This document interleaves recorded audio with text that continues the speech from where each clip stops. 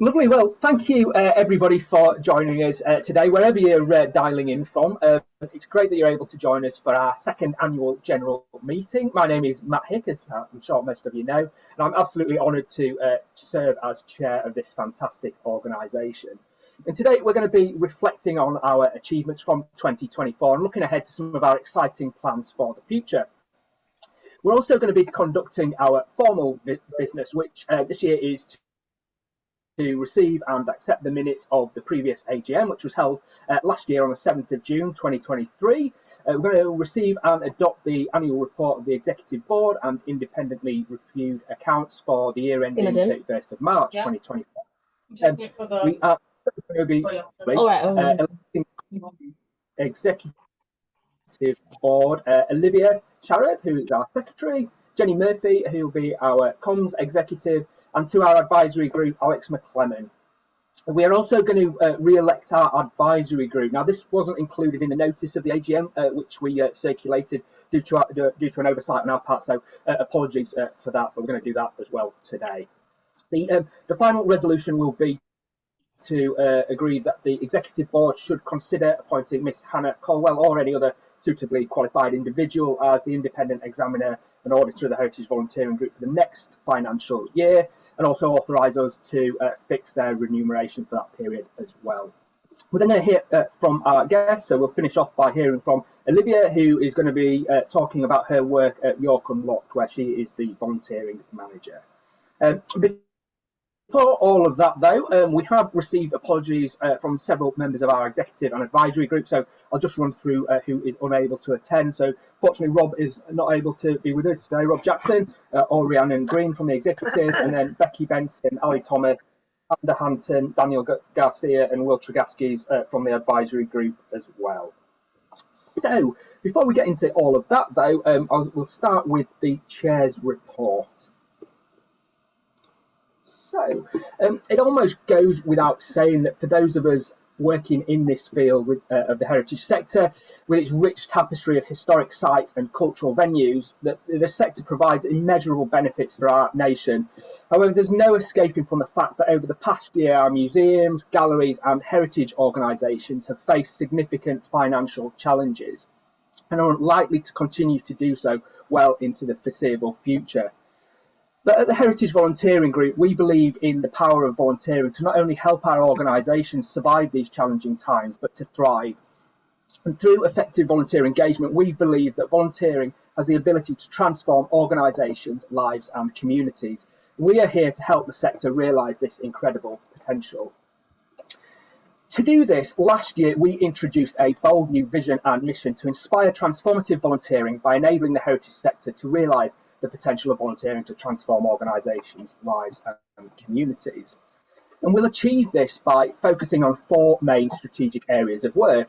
So becoming powerful advocates for volunteer engagement, building volunteer management capacity and driving change at a senior level in heritage organisations, continuing to support the development of our members and building a resilient and sustainable heritage volunteering group long into the future. These strategic priorities will guide our efforts and ensure that we are making a meaningful impact today, tomorrow and long into the future. And the way that we will deliver our work is set out in our core values, which you can see on screen here.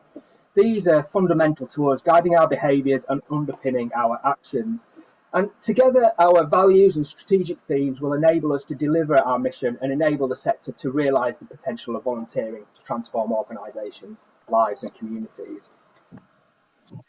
Of course, delivering our strategy won't be possible without the dedication and support of our executive board and advisory group. We will shortly, hopefully, be electing 3 new members to our executive and advisory group, but I wanted to take this opportunity to say a massive thank you to our current members who put in an incredible amount of work to make what we do possible. Without them, we just wouldn't be able to do what we do. I'd also like to say a special thank you to 3 people who stepped down this year. So firstly, Ruth Farnan, who left her role as secretary to become a mum.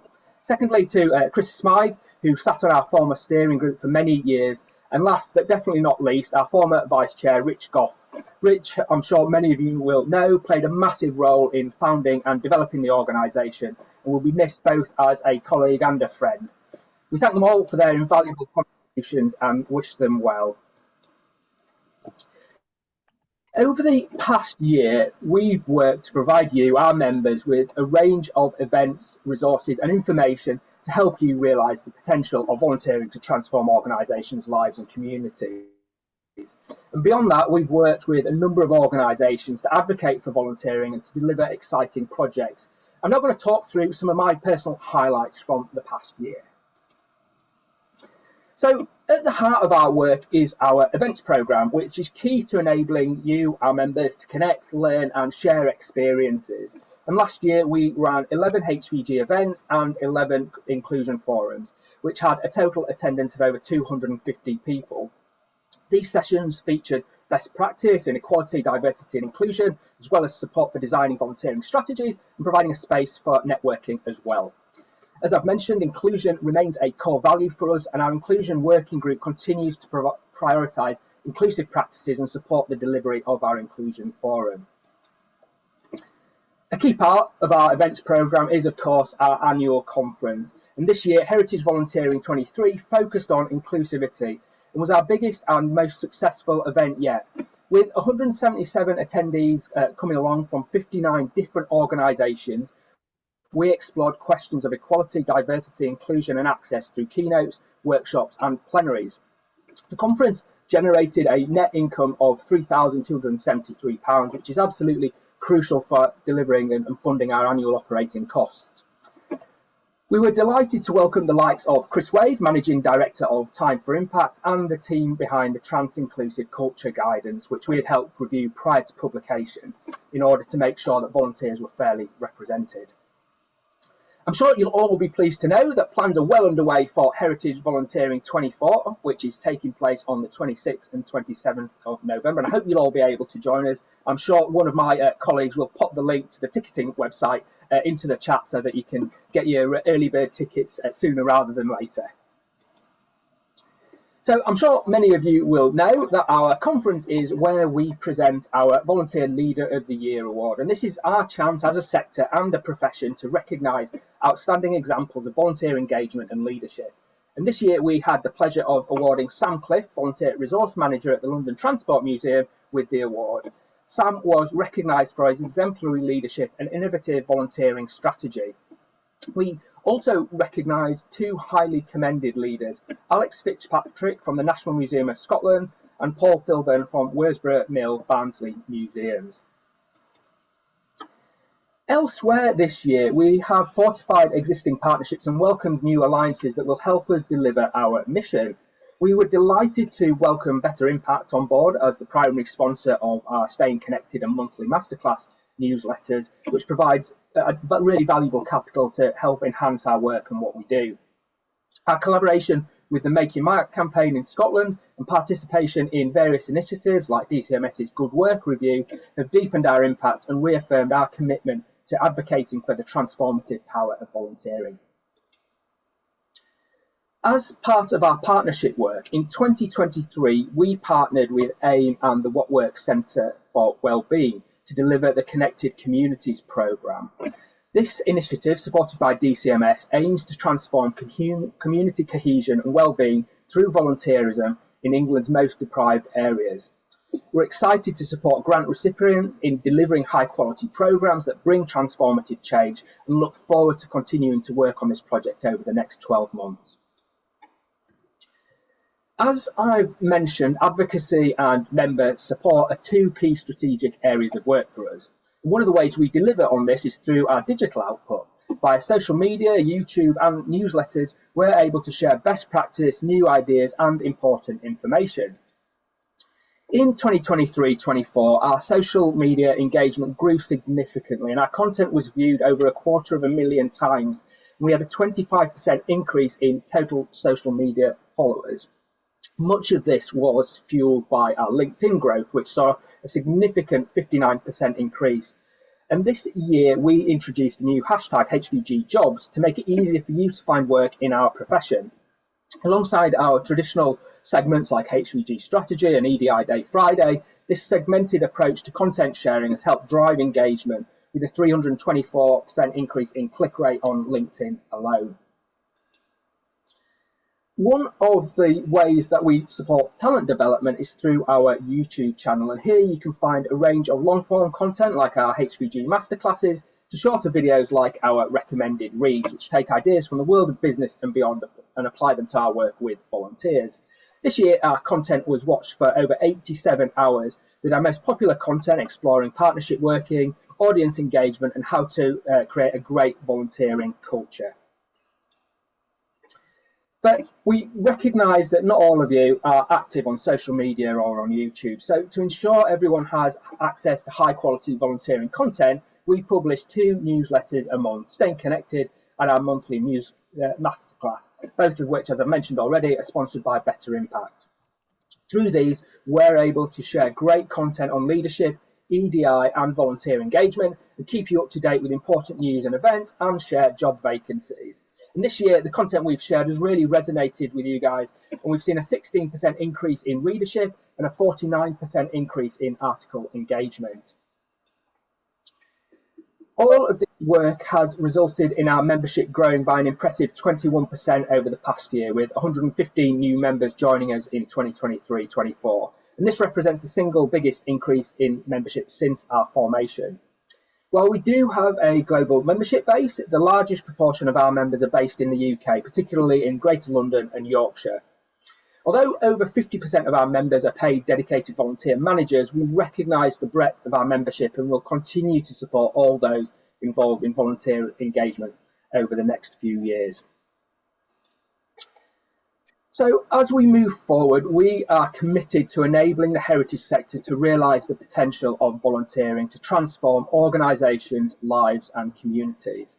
Building on our achievements in 2023-24, we have exciting plans for the year ahead and beyond. And together we will continue to push boundaries, innovate and inspire, ensuring that volunteering plays an important role in enabling the sector to not only survive these current challenging times, but to thrive. So that is the end of my report, and I'm now just going to throw it open to the floor. I'm going to stop sharing my screen and just give you an opportunity to ask any questions. So you can either pop your questions in the chat, or you can pop your virtual hand up, and I'll take any questions that you might have. Don't worry if you haven't got any questions, that's absolutely fine. Have we got any questions coming in, Vanessa? Don't think we do we? Unless I'm missing something. No, there's no questions coming in. The only question that we had was far earlier about any ideas for the summer party volunteers, and I've already answered that one. Oh, fantastic. Brilliant. Okay, then. Well, we just got a well done on another great year from Ben. Oh, well, thank you very much. I should reiterate what I said earlier. You know, we couldn't do this. It's an absolute team effort, and you know, it's an absolute honour to serve with the executive and the advisory group and deliver what we hope is a really valuable service to you guys. So if there are no further questions, we will now move on to the formal business. So this is where you all get to play a role in voting and shaping our future. So what we have are several resolutions that we need to pass. We also need to conduct the elections, and Sarah is going to present the annual report and accounts. So what we will do is I'll read out the resolutions as we go through. I'll need somebody to propose the resolution and to second the resolution, and then we're going to take a vote. So Vanessa is going to launch a poll, which will appear somewhere at the bottom of your screen, and we'll ask you just to vote on that. We'll give you a minute or two each time. And then once the poll is closed, we'll move on to the next section. So hopefully it's all nice and straightforward. It's just a simple matter of clicking a few buttons. Anybody have any questions before we move on to the first resolution? If anybody wants any guidance? No. In that case, we'll move to the first resolution, which is to receive and accept the minutes of the previous AGM held on the 7th of June 2023, which were circulated via email over the last couple of weeks. So please can I have somebody to propose that resolution? Thank you. That's Sarah Fitzpatrick. Olivia, just for the minute. And somebody to second the resolution as well. Should say it doesn't need to be anybody from the executive or advisory group. It can be anybody. But we do need somebody to do that for us. Second. Thank you, Vanessa. So that's Vanessa, Olivia. Brilliant. So we're now going to launch the poll, and if you could just fill that in. So that's poll 1, Vanessa. We'll give you all a minute to vote, and then once we're done, I'll pass you over to Sarah, our treasurer. So far, 22 people have voted. So already voted as well, and we have a majority vote of yes.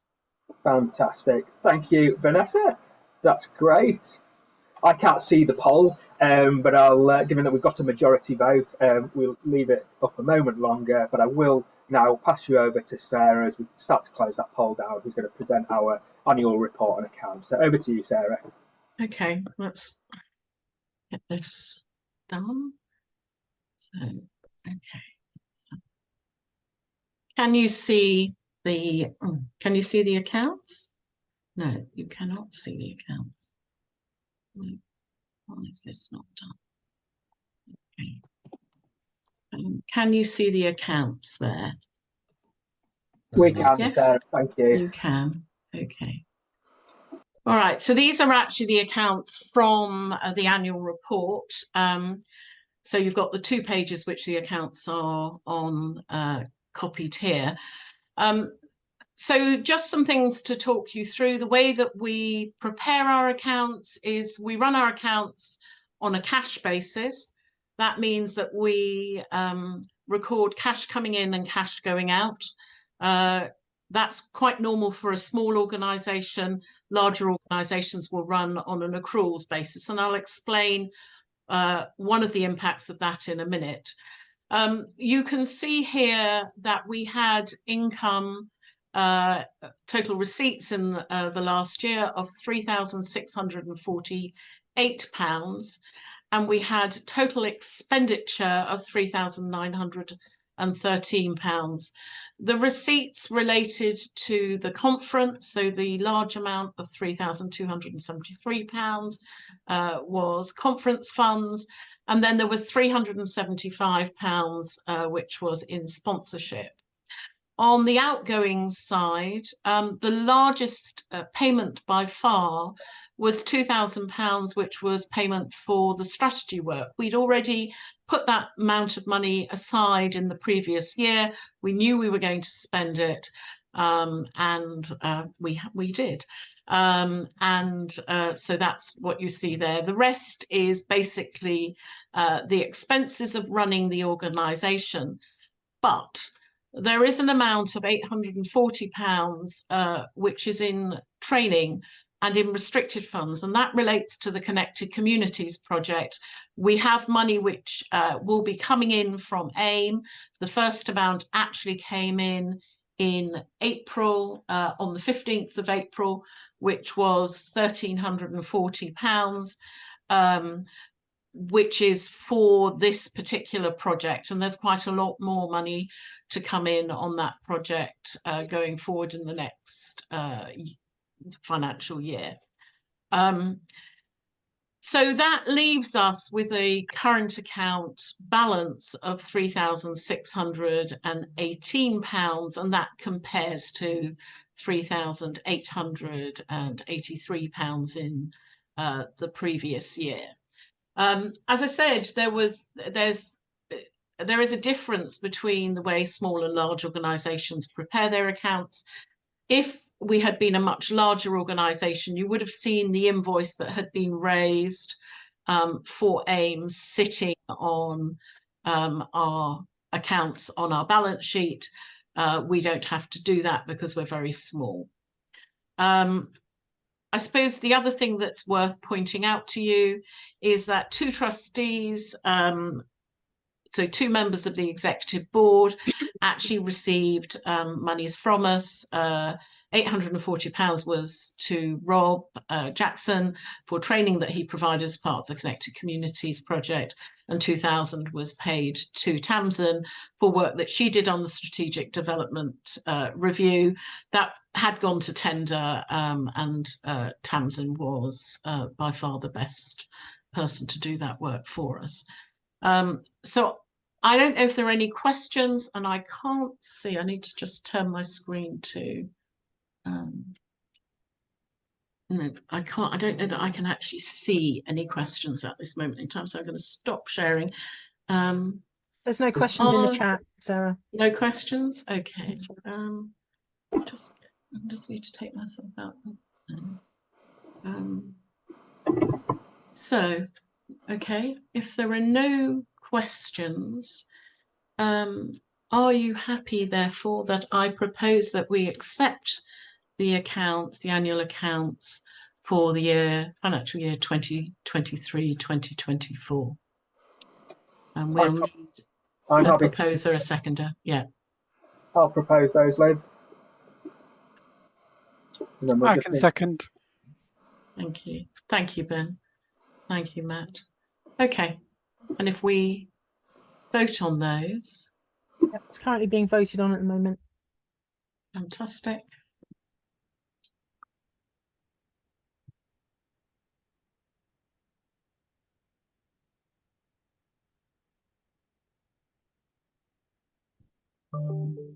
Thank you, folks. If you could just let us know when we're done, Vanessa. Yeah, sure. We're at 27, 28. So, and with 32 people in the room, I think that's probably the majority.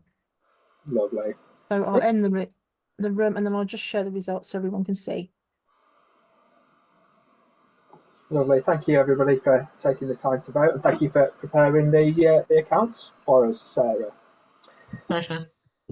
So we will now move on to the elections. And as I've already mentioned a couple of times, the executive and the advisory group are absolutely fundamental to shaping the direction of the heritage volunteering and to delivering, quite frankly, an absolutely massive amount of work. So we're absolutely delighted as existing members to be able to propose Olivia and Jenny become elected members of the executive, and Alex joins the advisory group. So what we will do is we'll take each person individually, and then we'll come to the re-election of the advisory group en masse after that. So what I will do first is we need somebody to propose and second Jenny as our communications executive.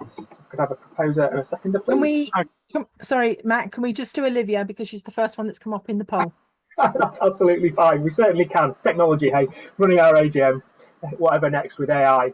So in that case, we will go to Olivia first as our secretary. So if I can have a proposer for Olivia and a seconder as well, that would be great.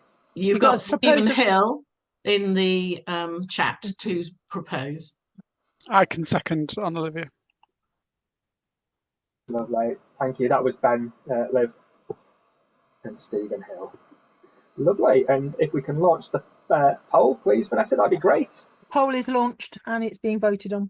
Lovely. Thank you. So I'll just let you know when we're getting nearer the higher numbers. At the moment, we have a majority, which is lovely to hear. Okay. Just need a couple more people. Okay. I'm going to end it there. Brilliant. Thank you. Okay. I'll share the results so everyone can see. I can't see them, so I'm hoping Olivia's been elected, otherwise she's not delivered. We can't see them because we're HVG Zoom. But hopefully everyone else can see, so the fact that we're being very open and transparent about the voting. Brilliant. Thank you, Vanessa. Excellent. So next we'll move on to electing Jenny Murphy as our communications executive. So can I have a proposer and then a seconder, please?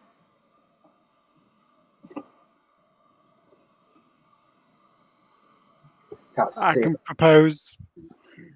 Thanks, Ben. And I can second. Lovely. Thanks, Sarah.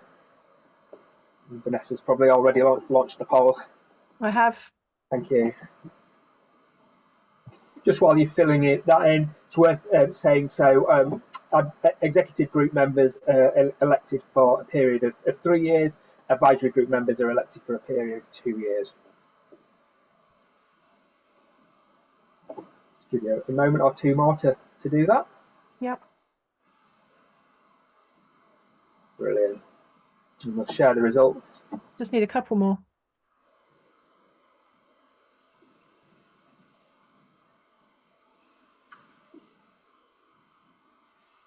Okay, I'm going to end the poll there. Lovely. Thank you. And welcome on board, both of you, formally. So we'll next move on to electing Alex McLennan as an advisory group member, and that'll be, as I say, for a period of 2 years. So if I could have somebody to propose Alex, that would be great.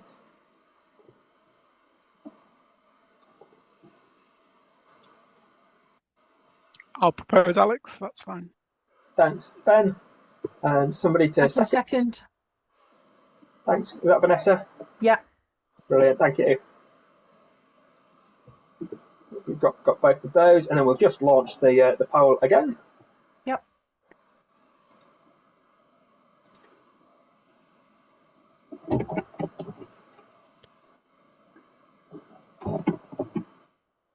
So you'll all be pleased to know we've only got 2 more polls to go. Lovely. I think we're nearly there, Vanessa. Yeah. I'm just going to end the poll on that one and share the results so everyone can see. Lovely. And again, I can't see, so hopefully you've been elected, Alex. So delighted to welcome you on board. Brilliant. Lovely. Well, congratulations to you all. It's great to be able to welcome you on board. We've got a really exciting future plan with the delivery of our new strategy, and it's great that you're going to be here to help us achieve our ambitions.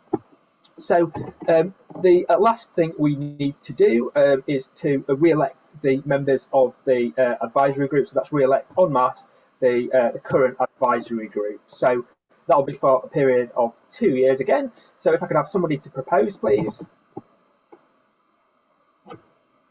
I'm happy to propose, Matt. Thanks, Sarah. And then somebody to second, please. I'm happy to second. Thank you, Vanessa.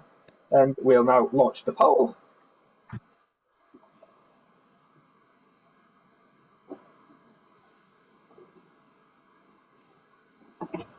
Give you a minute to do that.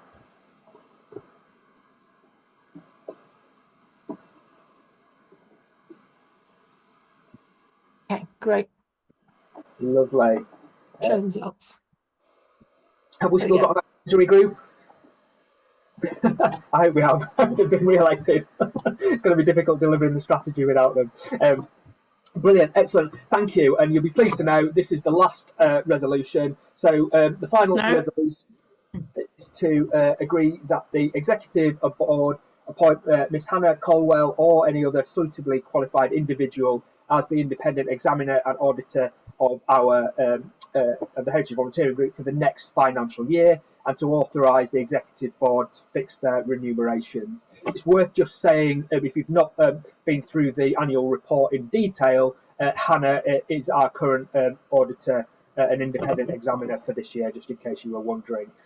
So again, if we could have someone to propose that resolution.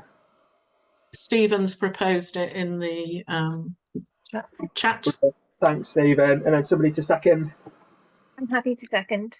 Thanks, Jenny. That's great. And we'll launch the poll. Then never shall we touch a poll again until next year. Bite your tongues, Matt. You know we will. I shouldn't make promises I can't keep. No. Brilliant. We'll just give you a moment to fill that poll in.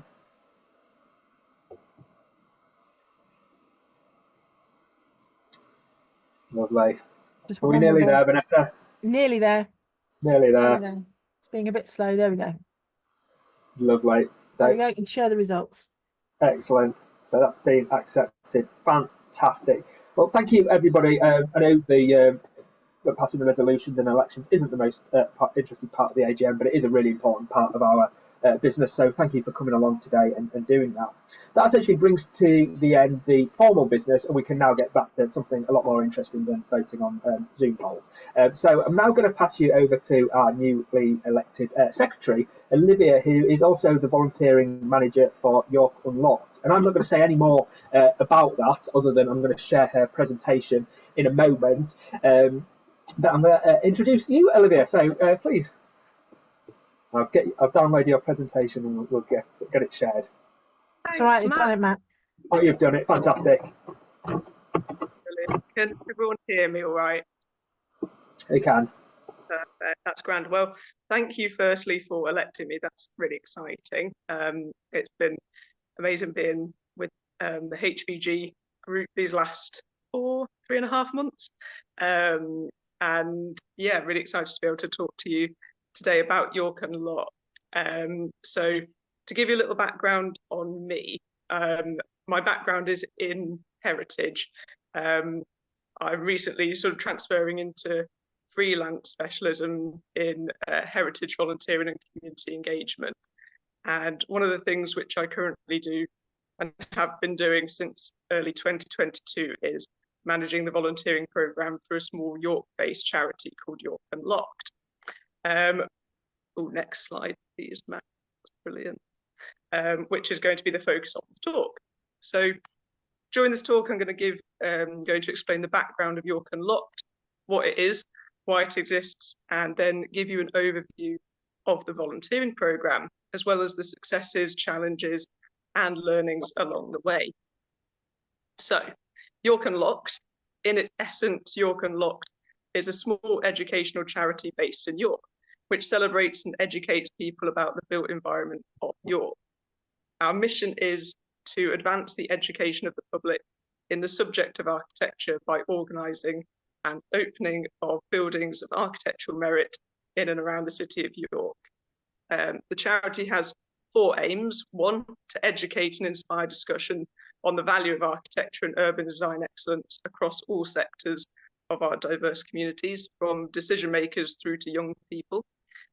2, to foster public awareness and appreciation of York's architecture and the built environment.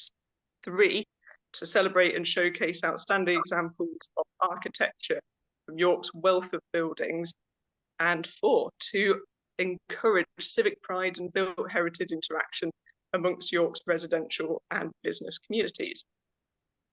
We are based on the successful models created by Open Doors in Scotland in 1990 and across Wales and Bristol, and Open House in London in 1992, plus in cities around the world.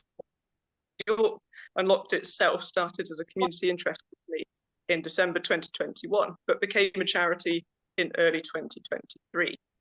So far, we have produced 2 successful events, festivals in 2022 and 2023, and are currently developing the 2024 festival, which is due to take place on the 5th and 6th of October this year. So the volunteering programme, if you go to the next slide, perfect, thank you. So I joined the York Unlocked team as the volunteering manager in January 2022, right at the beginning of York Unlocked. At that point, it was only myself and Kathy, founder of York Unlocked, on the operations team, and we had about 4 board members, so it's really, really small at that point. Joining the project at such an early stage meant that I was able to effectively co-develop the project and the charity from scratch, and also get the chance to create a brand new volunteering programme, which was something I'd wanted to do for quite a while. Luckily, though, we didn't stay a team of 2 for too long, as I soon recruited a buildings officer and an education coordinator to the team, both of whom are still involved in the charity. So next, I'll give a little overview of the volunteering programme. The York Unlocked volunteering programme developed onwards from March 2022, with its overall aim for each year to be to recruit the required number of volunteers to steward the buildings which requested volunteer support for each October event. I also wanted the programme to have a further 3 aims. 1, to connect people and to create a feeling of community and being part of a team. 2, to provide experience and avenues into heritage or related fields. And 3, to provide volunteering and engagement opportunities to those who might usually struggle to find or undertake them. Over the last 2.5 years, the volunteering programme has grown, changed and developed in response to project and volunteer needs, as York Unlocked itself has developed over 2 years it's operated. So in its initial year, the York Unlocked volunteering programme was focused around recruiting the number of volunteers required to steward buildings which requested volunteer support during the October weekend event. I ran a successful recruitment campaign for the programme in the first year, with 60 plus individuals signing up to volunteer as stewards for the event, with a mix of demographics between York locals as well as university students. I aligned the timing of the beginning of recruitment for event volunteers with the beginning of National Volunteers Week in June, which worked well as this was 4 months ahead of the event, and also had the benefit of lots of national social media coverage happening, which I could advertise the York Unlocked volunteering programme. Volunteers who signed up to help at the October event were essentially taking on a stewarding role and were allocated to a specific building which they stewarded during the event. In the months leading up to the October event, I matched volunteers up with their buildings by email, so they had a specific time and location for their volunteering shift. In the first year, I ran a volunteer induction in person at the Bar Convent in York. The purpose of the induction really was to create a physical touch point for both the York Unlocked team and the event volunteers, because otherwise the rest of the programme, for instance, the application process and the rostering, was done remotely. I also ran an in-person volunteer thank you event at All Saints North Street Church in York after the main October event had taken place, to say a big thank you to those involved and to gather direct feedback from volunteers. And it was quite a nice touch because both buildings were involved in the actual event, so it was all linked up. One of my main aims for the programme in 2022 was for volunteers to enjoy participating in the event.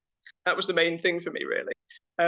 The induction guide and the in-person induction were developed with the intention of making the process of undertaking volunteering with York Unlocked as straightforward and therefore enjoyable as possible. In its second year, the volunteering programme had a similar main aim to the first year, which was to attract and recruit the required number of volunteers to steward buildings. But the key difference in recruitment from year one was that we had a volunteer pool already in existence from which to draw upon for recruitment. So therefore, a further aim of the programme in the second year was to retain as many volunteers as possible from the first year. So to do this, I developed a retention and engagement strategy aimed at first year volunteers, of which a key component was to deliver a series of behind the scenes tours for York Unlocked buildings, followed by, it was at that time a historic pub social afterwards. So the behind the scenes tours and socials were branded Sneaks and the Socials, with 4 delivered in total over summer 2023. So we went to Barley Hall, York Medical Society, we had a tour of York with our education liaison, and we went to the Guildhall. In addition to Sneaks and Socials, a further component of volunteer retention and engagement has been to develop project roles which can be embedded throughout York Unlocked, throughout the project team. The development of these roles creates opportunities for volunteer stewards to become more involved with the project, using skills they already have to benefit York Unlocked, or through engaging an interest to develop new skills in a specific area of the project. Examples of roles which I've embedded within the project have been building research and social media. Not only did developing these roles benefit volunteers as well as York Unlocked, but it's also enabled the volunteering programme to develop itself through becoming more linked up with the work of the project team, and therefore we've become more robust as a whole. The second year volunteer recruitment campaign was very successful, with 80 plus individual applicants contacting the programme to steward at the October event. This number included around 20 individuals who had been part of the first year programme wishing to steward again in the second year, giving a volunteer retention rate of around a third, which I was really happy with, and some have even come back this year as well. So we've got a little core event volunteer team, which is great.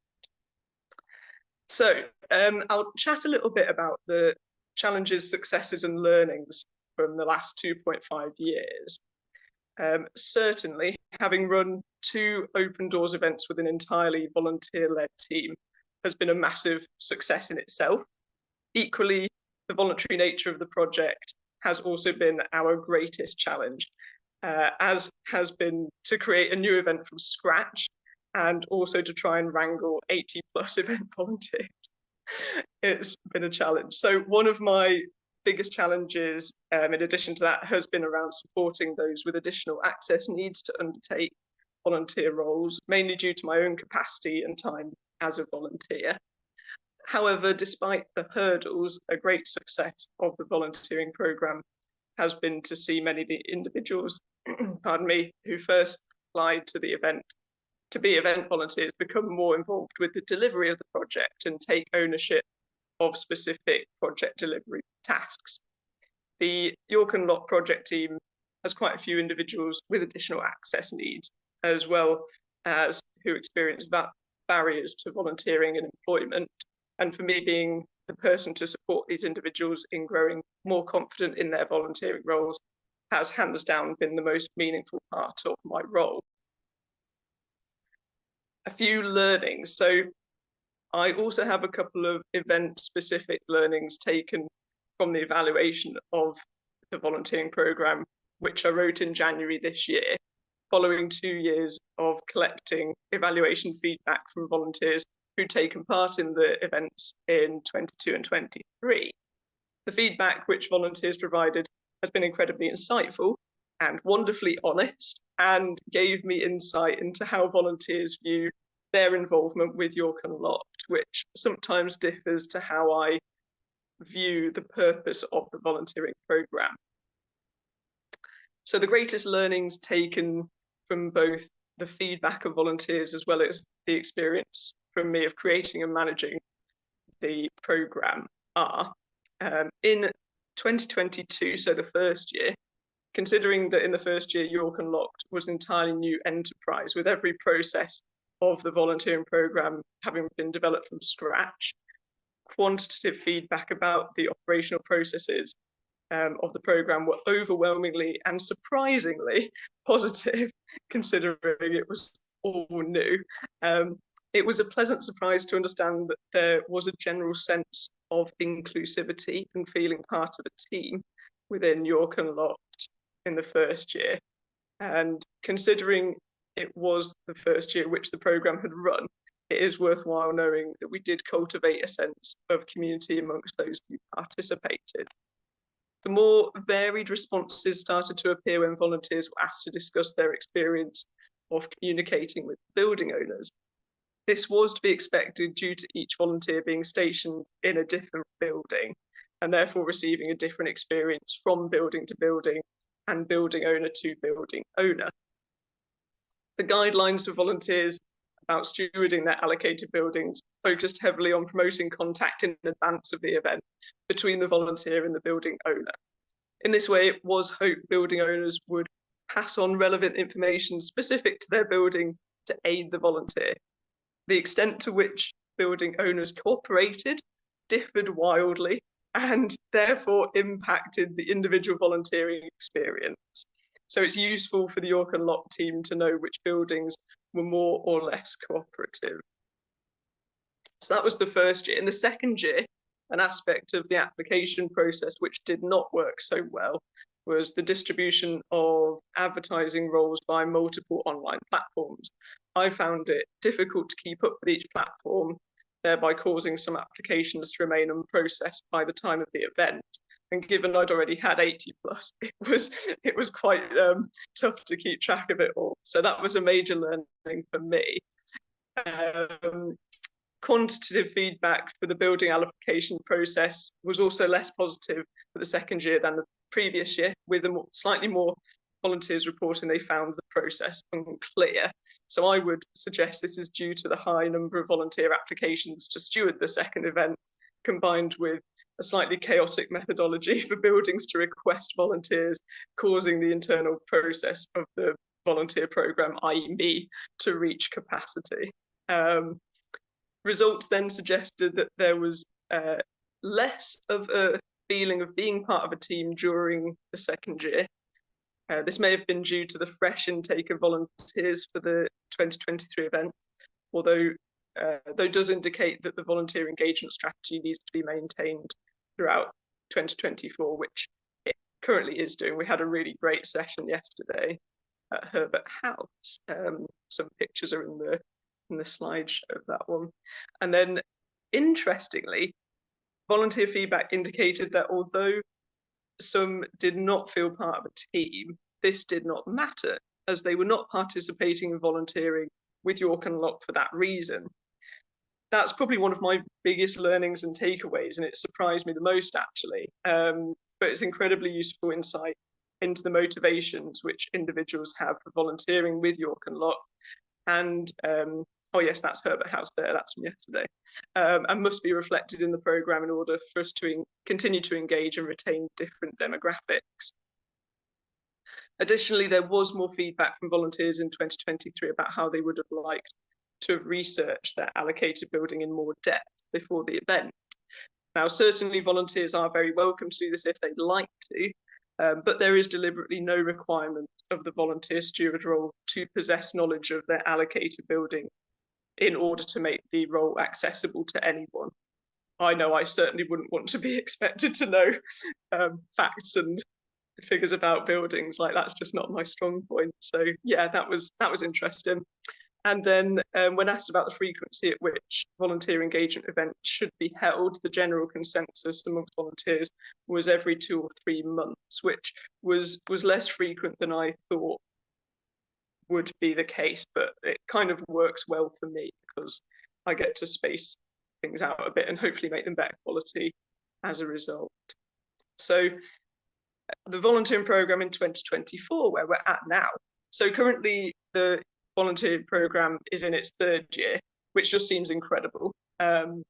York Unlocked also has been successful in a larger funding bid this year, which is enabling myself and the project team to consolidate and create a strategy to develop the charity throughout 2025 and hopefully beyond. I've been taking the learnings as well from the previous 2 years and tweaking the volunteering programme a little this year for the better. And hopefully, as the next couple of months run by, the whole process of recruitment, rotoring and running the event will go more smoothly. It is a work in progress, and results from this year remain to be seen. But hopefully we'll be putting on another excellent event in October. So I'll leave you with a few quotes from my volunteers. That's just on the last slide, as I open the floor up to any questions. And thank you so much for listening. Fantastic, thank you, Liv. That was such a brilliant presentation, and I can certainly see a few clapping hands going around the virtual room. So thank you ever so much for that. If you do have any questions for Olivia, do feel free to put your hand up, or if you'd like, you can pop a question in the chat, and we'll take that question for you. Tim, I know you've put a comment in here about a similar event in Wales. I wondered if you just wanted to touch on that for us. No problem if you don't want to, that's absolutely fine.